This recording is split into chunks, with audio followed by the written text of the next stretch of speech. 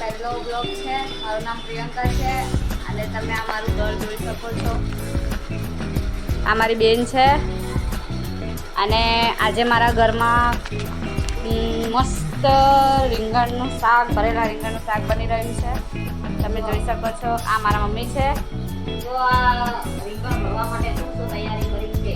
સિંગદાણા અને તલ અને જે વસ્તુ છે અને બેસનનો લોટ અને બધા મરચાં નાખ્યા છે. એટલે આ તૈયાર થઈ ગયું છે. હવે આ રીંગણ ભરવાના છે. બહુ દિવસથી તાવ એવું હતું કે કંઈ પાછું નહીં હતું. આ બે રીંગણને આ રવિવાર છોકરીઓ નહોતો તો ખાવાનું થઈ ગયું, ખાટું મીઠું.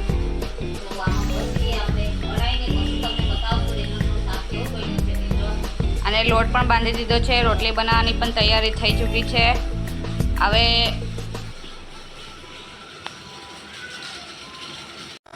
મિત્રો, મમ્મી બનાવે છે શાક, એનું તૈયારી ચાલી રહી છે. ને હવે મમ્મી બધું શાક બની જાય પછી તમને બતાવીશ કે શાક કેવું બન્યું છે.